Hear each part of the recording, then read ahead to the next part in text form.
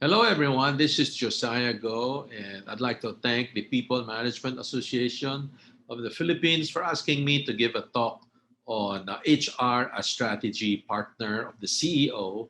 And I'd like to use the business model map of Mansmith as a reference. The title of my talk is Knowing Your Company's Business Model, HR as Strategy Partner of the CEO. A brief introduction of Mansmith and Fielders. We are an advocacy-based training and consulting company, and we have the widest subject matters available in the field of marketing and sales, innovation, and business model in Asia Pacific.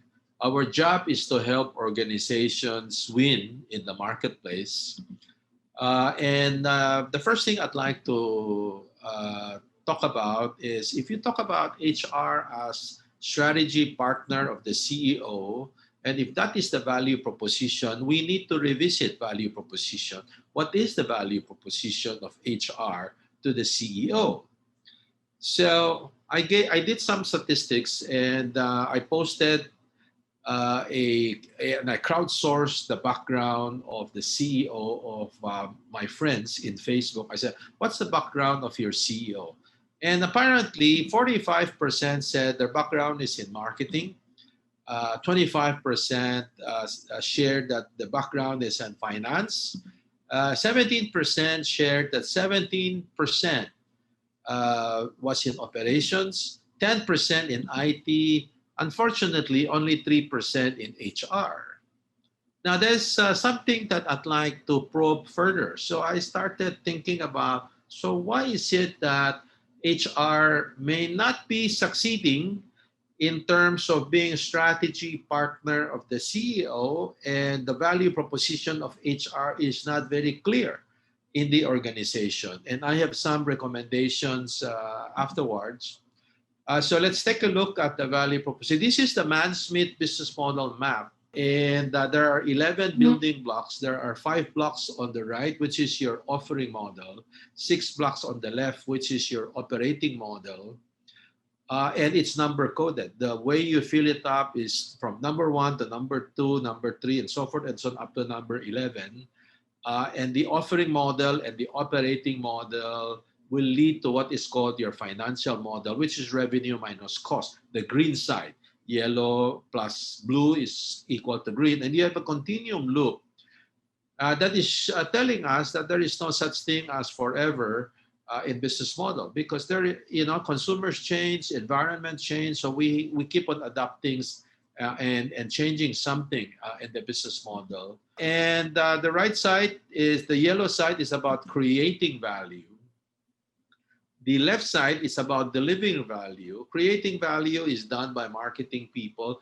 Delivering value is done by operations. And it boils down to capturing value.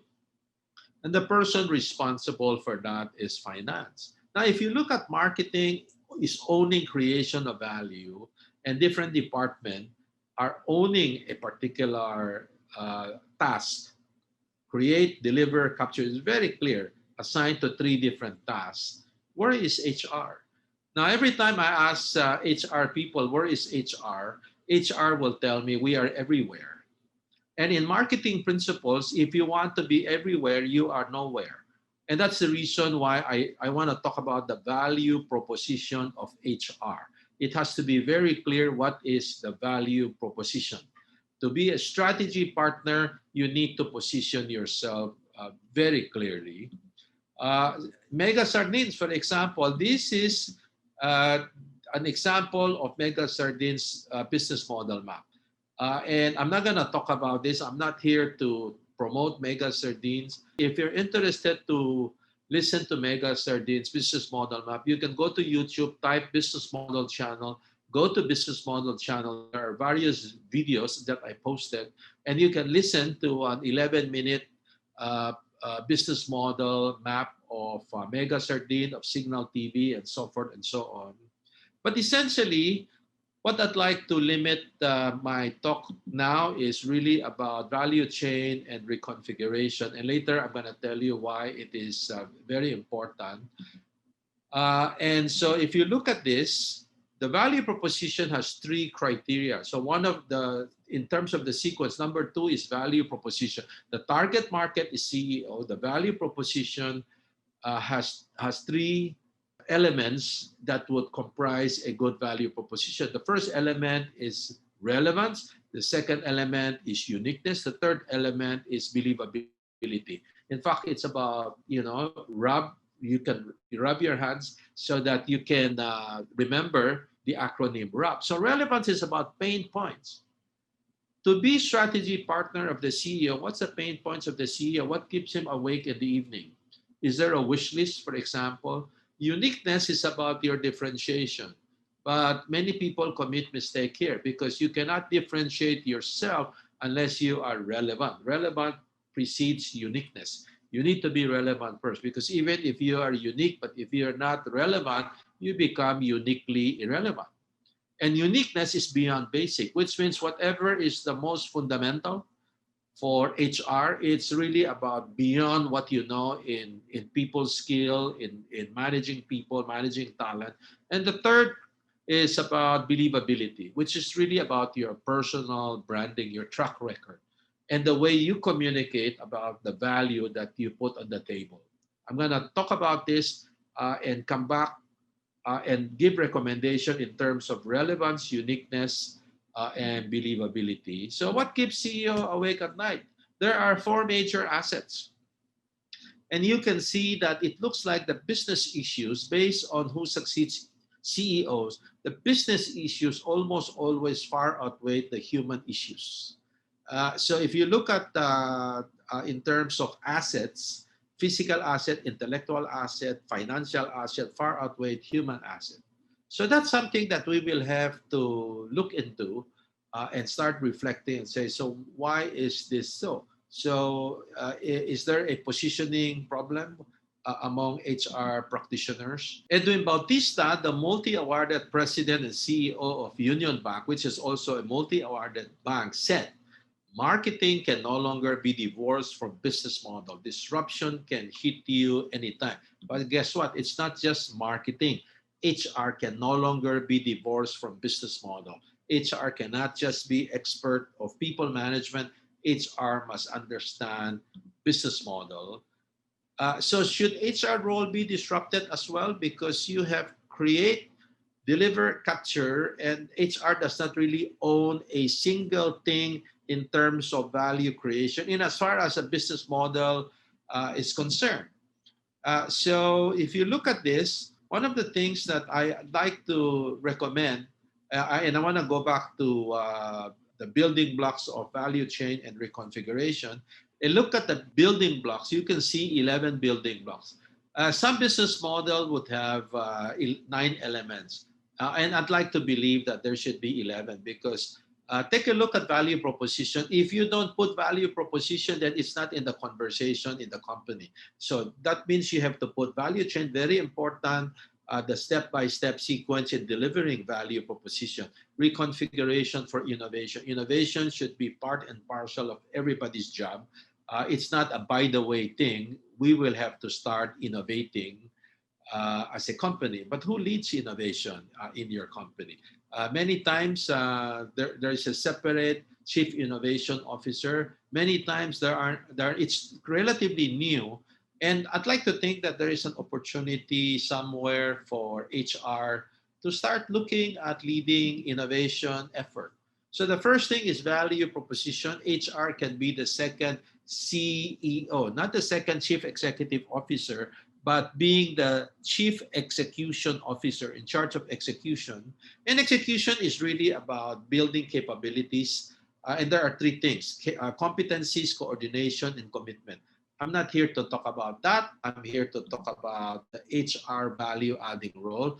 And my proposal is HR should try to position itself and should try to be the chief innovation officer as well. Because they're in charge of the human spirit, they're in charge of the culture. What's to stop them from changing the boundaries, challenging assumptions, and be in charge not just of the fundamental needs of people and talent, but the organization by being the the person in charge of innovation. After all, innovation is not the job of marketing. Innovation is the job of everyone. And therefore, HR might as well dominate the innovation field. Now, I'm not here to talk about HR as the chief execution officer. Just go to josiahgo.com. I blog about this strategy and execution. I'm not here to talk about that, but I'm here to talk about HR as the person in charge of innovation. Now, take a look at Future of Jobs Survey, World Economic Council. It says that top 15 skills for the year 2025. And in fact, even before that, it's about innovation. Nobody's in charge of innovation. Some already have people in charge of innovation, but this is an opportunity. I'd like to think that HR can extend their boundaries. So if you look at innovation, you think about start doing and stop doing. You think about the logic of industry, the key factor for success, which is the rules of engagement. And after you define the rules of engagement, you change the rules of engagement by starting something and stopping something. We all learned that. I mean, Blue Ocean Strategy talk about this.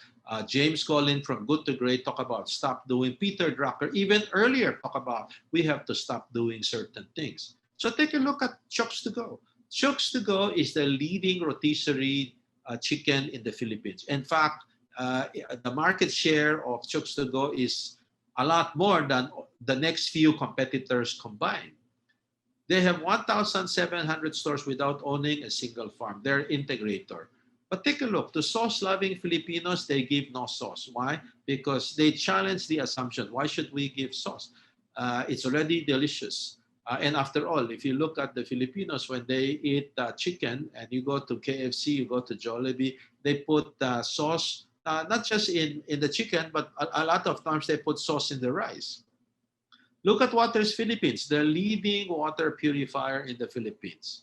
The first network direct selling company in the Philippines, the first one with an installment plan, and they stopped all retail activities, retail store activity. There is no house-to-house activity versus the market leader at the time. Look at Starbucks. They started doing second wave coffee. And unlike all restaurants, they have no kitchen. Kitchen occupies as much as 40% of the space in a restaurant, depending on the size of the restaurant, of course. But I want you to think about it. Why should all restaurants have kitchens? That's why in the case of Starbucks, they just put everything in the oven. The Mavericks, 2019 Business Book of the Year. And it was a Q&A format. I interviewed 35 marketeers, like my previous book, The Rainmakers. And guess what? There's no personal opinion. I did not give a single opinion. I just showed interviews with 35 people and became the 2019 Business Book of the Year. So I'd like you to think, what's the start doing and stop doing, not of your company, but in your industry. After all, innovation is about industries first. Innovation is not about whatever you're doing in the company, because you might be doing catch-up. Everybody is doing it already in the industry, but you're just doing catch-up. So I want you to think about innovation in terms of doing industries first. So what can HR do in terms of innovation, in terms of the new mandate? Take a look at this. It's not just about people and relational skills. It's about having business and financial acumen in depth. Why is CFO always beside the CEO? Because CFO always have the data. They have financial acumen in depth.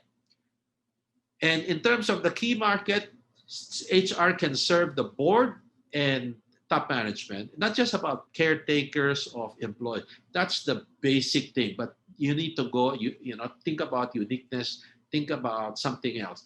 The value proposition is not just to follow and support strategy. The value proposition is you can contribute and lead a big picture strategy to help make organization win. And I've shown you innovation. I'm going to show you how exactly to position it. In terms of innovation mindset, it's not the traditional strategic planning of who, what, how, and where. It's to challenge assumption and ask who else, what else, how else, where else. So if you look at HR as strategic partner, in terms of relevance, think about the two W's. winning outside in the marketplace is equally as important as winning inside the organization. HR should no longer be limited to winning inside the organization. It has to be helping the CEO. If you want to be strategic partner of the CEO, you've got to get the mindset of the CEO. It's winning both inside and outside, two W's. You want to be unique, two I's. One, HR is actually internal marketing, correct? Inside the organization. You do a lot of marketing, except people think that it's not marketing, but you need to communicate a lot better. The second thing is, I said that a while ago, innovation is the job of everyone. And therefore, if it's a job of everyone, it should be part of the culture, then you might as well embrace it and be the chief innovation officer. And the third thing is about believability, two C's. Think about commercial experience. I'm sure HR would be a lot more believable if they personally have commercial experience. So if you have transfer and developmental tasks, make sure you assign yourself to commercial experience in sales and marketing, so that the HR can be more well-rounded and understand business issue, not just about people issue. Understand not just culture, but what issues are affecting the entire organization, not just inside but outside. But an HR who is well connected has a lot of value put on the table. Why? Because you just slip up the phone and you can get many things done. It's not enough to just know HR. It's very important to understand about commercial experience and connection. So my recommendation is two W's, two I's, two C's. How HR can be strategy partner of the CEO. And if you look at this, I'm not going to fill up all 11. So you can see the target market would be CEO and board and their stakeholder. The value proposition is the triple treats, which is about looking at organization issues, not just about people issues, being the internal marketeer and being the innovation champion. If you look at the value chain in terms of the extended supply chain, be the strategy lead, be the key contributor in terms of defining value, go beyond efficiency, effectiveness, and look at impact. And your resource, look at your resource, your network, your connection, your personal brand that gives you a lot of credibility and integrity and get things done. And within the radar of being the next CEO, and the triple treats that I mentioned in terms of the value proposition. Your complementers, you've got to have advisors helping you in innovation in terms of business model. You've got to have the CEO support, and you need competent staff. In terms of reconfiguration, think about starting an internal marketing group. Think about starting an innovation group initiated by you, but you need to understand what innovation is, what are the processes, what are the steps involved, and stop doing all this administrative matter that can be outsourced in the first place. That's how HR can really add value to the CEO.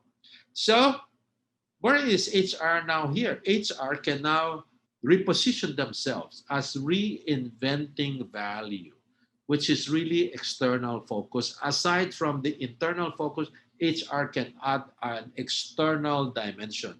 Then it becomes a lot more relevant. Brand can be a competitive edge for sure. Execution can be a competitive edge for sure. Finance can be a competitive edge for sure. Innovation can be a competitive edge for sure. By the way, if you're interested to have a template like this, you can just go to continuum.edu.com. You can download this template, color-coded, number sequence, including the definition of terms of each one. So let's stay in touch, and thank you very much. If you want to get in touch with me, you can get in touch with me. There are various ways to do so. Thank you very much for listening.